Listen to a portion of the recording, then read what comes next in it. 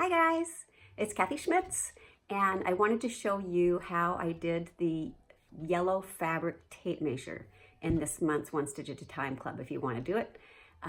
It's really pretty easy and it's kind of fun, something different, so I'll show you how. So this month we have our little cut and sew design, and I'm also including this tape measure. I'll swing up to my computer to show you.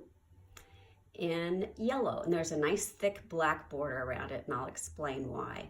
So to print this, what I'm going to do, or what I've done, is I've ironed a piece of muslin, you can use any kind of fabric, onto the wax side of a piece of freezer paper.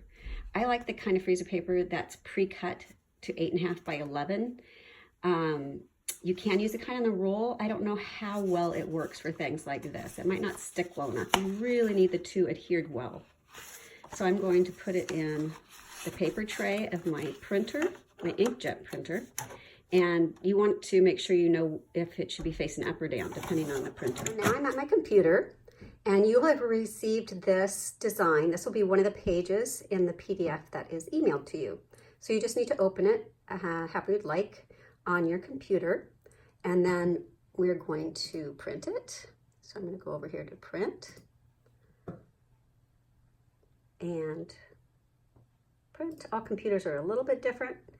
This, I want to make sure we zoom in.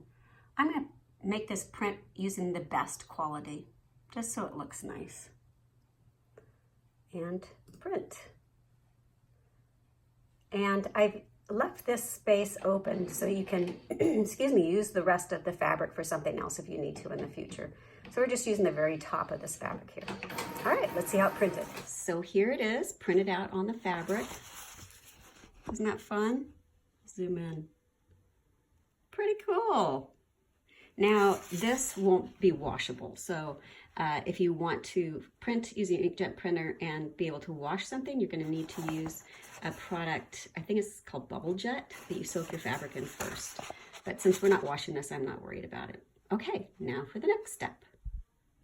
The next step is to peel off the freezer paper from the back of the fabric that we just printed on, and then cut a piece of fusible web that's a little bit smaller than this piece. So I'm going to turn it over. I'm going to put the gooey side of the fusible web onto the back of my fabric and make sure that it covers all the areas. And then I'm going to iron that in place following the manufacturer's directions. Now I want to show you the other way you can use this piece of freezer paper. So I've pulled it off of the fabric that I had run through the printer earlier, so it still is in good working order. Still can use that. And I'm going to take the pattern, but I'm going to take the pattern that's in reverse, because this will, well, you'll see, it's going to reverse the pattern. So I'm going to put this on the scan bed of my inkjet printer, like so.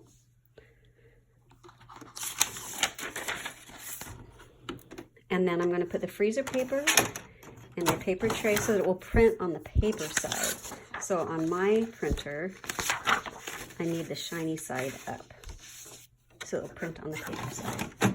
I'm going to close it, and then I'm going to hit, I don't want that, hit home, copy, and I'm going to just make a black copy.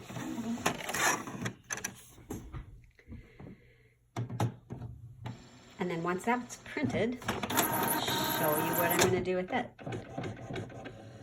This is how I trace all my patterns if I don't print them directly on fabric, which I don't usually do because I like to trace actually. Okay, next step, I'll go to my ironing board. So now I'm on my ironing surface and I have my embroidery fabric, and I'm going to put it wrong side up on my ironing board.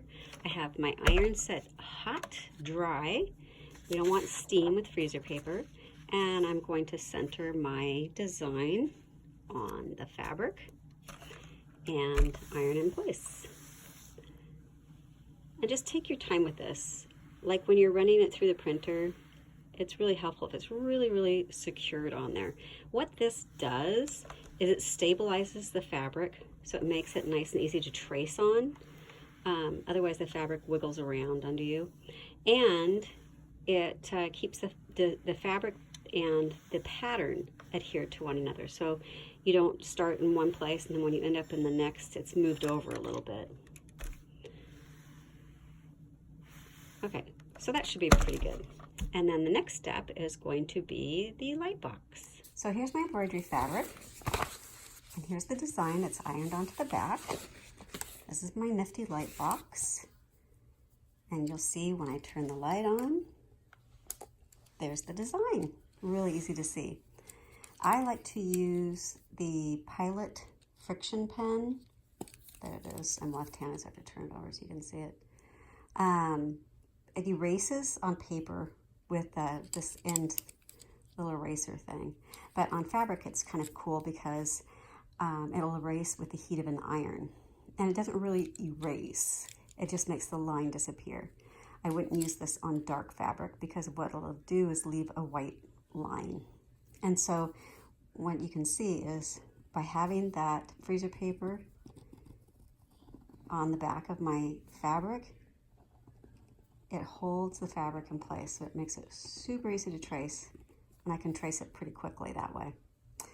So on this one, I'm going to put on my piece of fabric that I printed out, the tape earlier, and I don't want to have a embroidery stitch go across there. I don't need to trace this because it'll be obvious where it will go later, but I do want to make sure I butt right up against to where that line is in my drawing and in my stitches. Okay, so I'm going to go ahead and trace this. So now I've stitched up the embroidery and I've given it a nice press, and I've taken my cut out measuring tape and I took the paper backing off of the fusible web, and now I'm going to place it onto the embroidery. Just get it lined up just so. That looks pretty good. And I'm going to give it a nice press. And you just want to follow the manufacturer's directions, whatever brand of fusible web you use. And there it is. All done. Kind of fun, huh? It's fun to add some colors and something that's a little different. So I hope you enjoyed this month's design. See you next month. Bye. The reason why there is such a big black line around that was just to make it easier to cut out. I still left a little bit of the black just because I didn't want the edge to be yellow. You can leave as much as you'd like.